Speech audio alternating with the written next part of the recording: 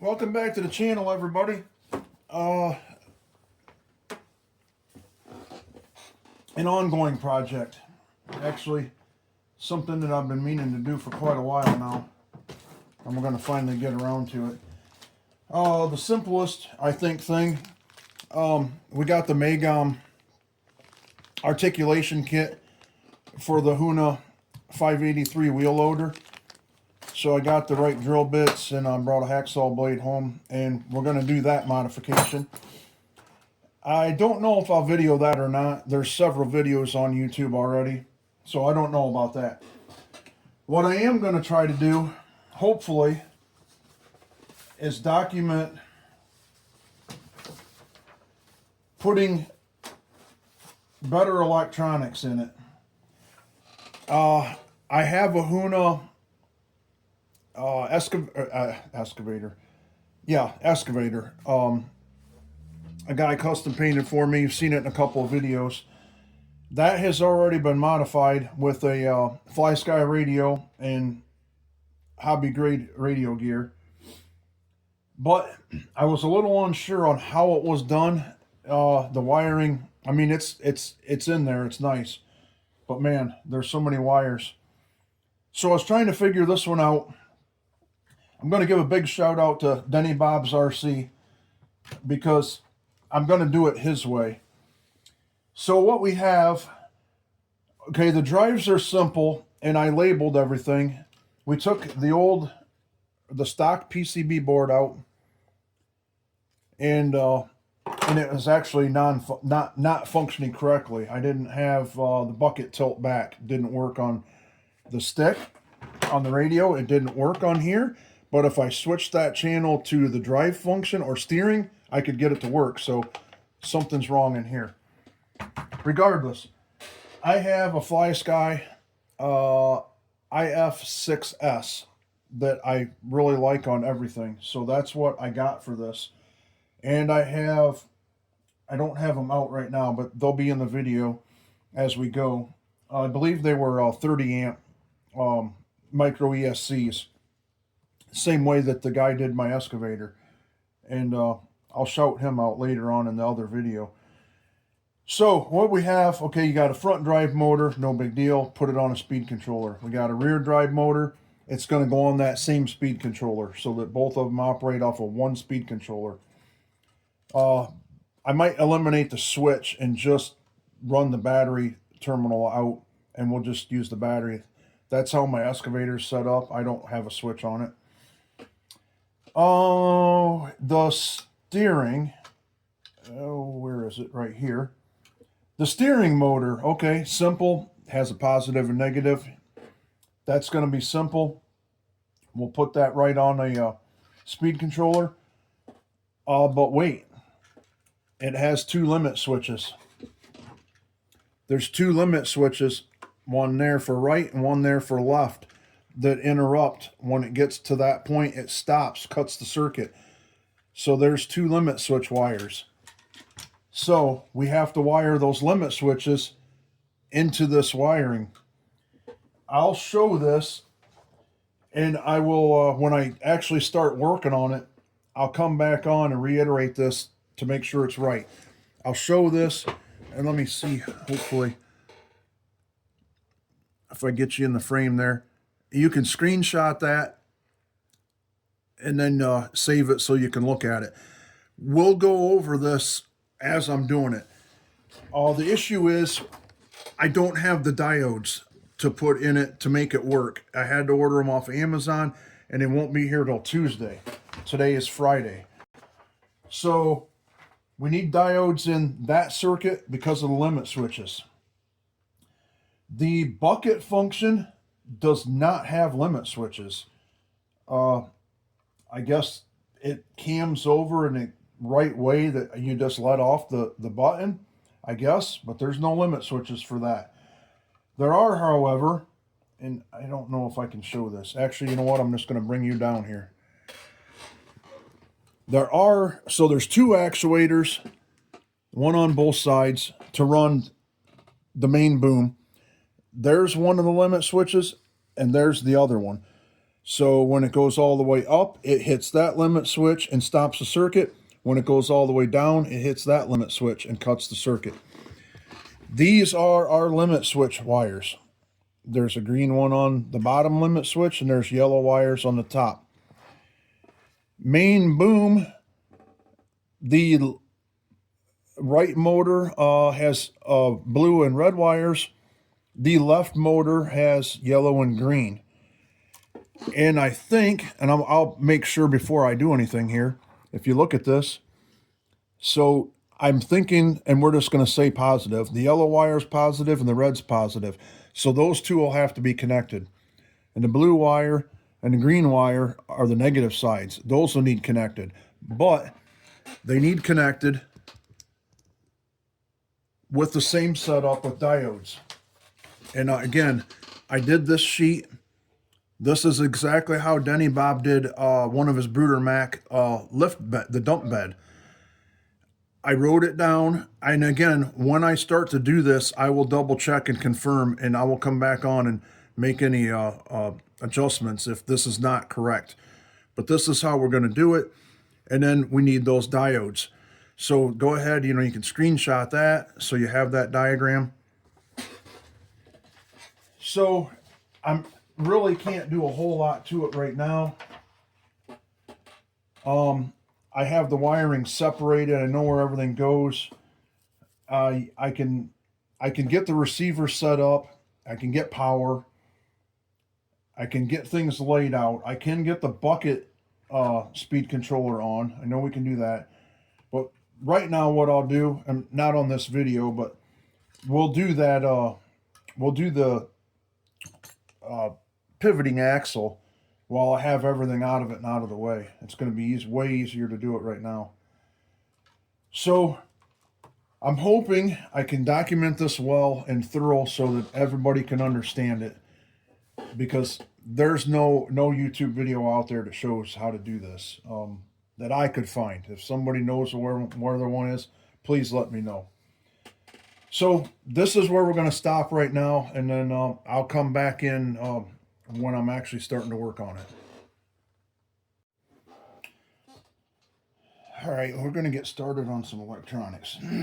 Let's see. Parts. Flysky FS-i6s. I believe this is I think this is the 6-channel receiver. I have a 10-channel too, but we're not going to need 10 channels on this one. Oh, speed controllers. Hobby Power 10 amp. Just got them off of Amazon. Got 4 of them. We will need male and female JST connectors.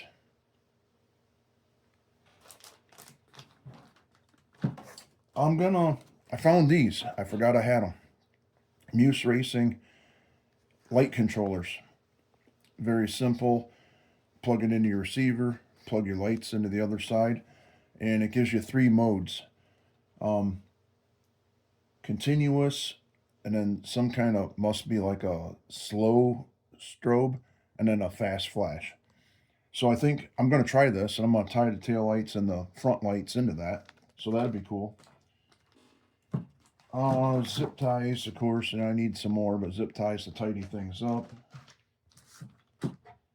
Helping hands with the magnifying glass probably won't be needed, but the helping hands will be. I like this Milwaukee battery powered soldering iron. The tip is excellent on it. Battery life is good. I always have extra batteries. That's cool. And I don't know, this was just our solder off Amazon also, because it's nice and small. Works good. Oh, and heat shrink to cover up all of our connections. All right, so I'm not going to bore you with actually showing you how to solder. There's plenty of videos out there on how to solder. I'm going to, I think we're going to do the drive motors first, and that'll be a good test of just getting everything in a working order. So we'll come back when I get that working. All right, we got it working, and I'm going to show you. I ran into a hurdle that I thought I would. So we got the receiver hooked up. Channel 3 will be my drive on the left joystick. So I have my receiver set up. Something I do with these two, I take, each one comes with its own on-off switch. I cut the switch off, twist the wires together, solder them, and then I'll put a piece of heat shrink on that. I just wanted to show that. I just got a little test battery because it has a JST plug. So the hurdle I ran into with this one, I put the Megam aluminum axles in it, and if you wire them up according to the positive dots on the motors, one of the motors runs the opposite direction. So I flipped that at the motor when I did that. So when I wired the two motors into my JST plug, I put the reds to red and the white to white, and then to red and black, and I powered it up and one of the motors ran backwards. So I'm not tearing apart that front end to flip the wires. So that's why I have, if you can see it, a red and a white to the red and a red and a white to the black. That should make these run in the right direction. And then I'll put heat shrink on those connections too when I confirm that this is how it's going to run.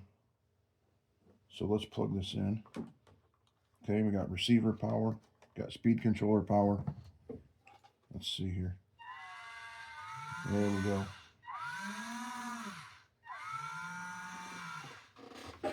Let me bring you in here. Hopefully you can see this. Both of them are running forward, reverse, forward, and I'll confirm. I'll confirm that my radial settings are 100%. But yeah, so that was the simple part. That one works, and I'll be able to do the same for the dumping bucket because it doesn't have limit switches. So I'll be able to get that one done, and I should be able to get my light switch done. So we'll come back when I get those done. All right, I did the same thing with the bucket wires, and I'm putting blue tape on all these and marking them and putting what channel they're on. And for right now, I'm just testing each one separately, but when I get it there, I'm going to have to make a harness to put the battery power to all four speed controllers, and I'm probably going to try to run them through the switch. But channel 1 is the bucket.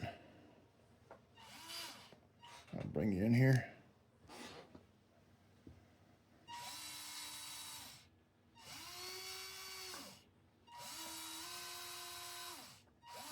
And like I said, this one doesn't have any limit switches on it.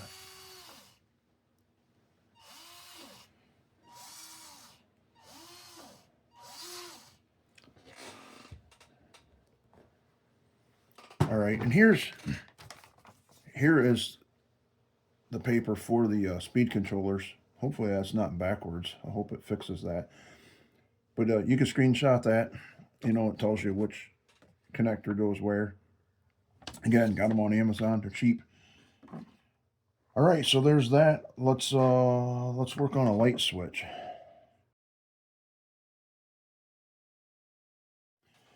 All right, working on the lighting. I got a little tip here.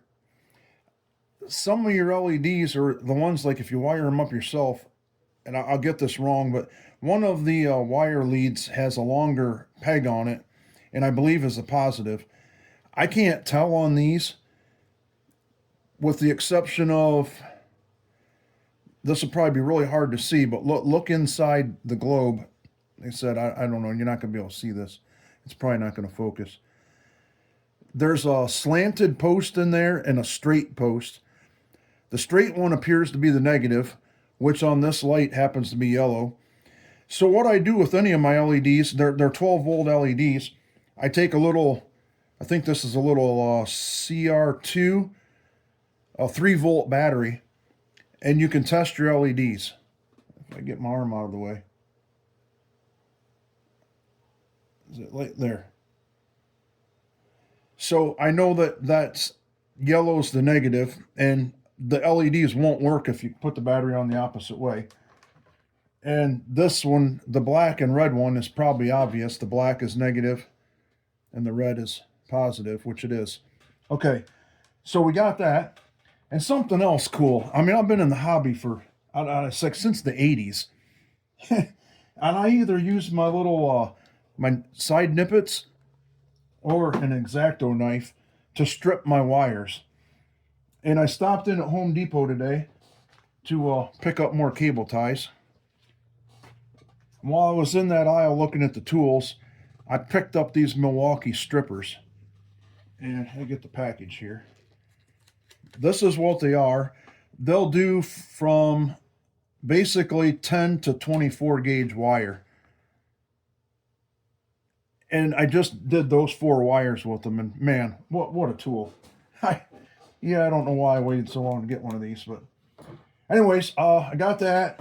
So these are the rear tail lights that go in the red lenses.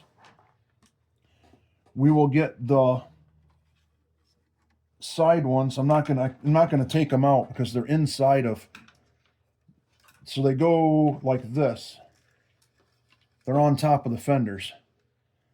So I'm not going to pull them out of there. And they do just screw out. I'll just get the end of the leads, cut them. I'm going to put all these on connectors so that I can take them apart easily. So I'm going to get the lights wired up together to get them on plugs.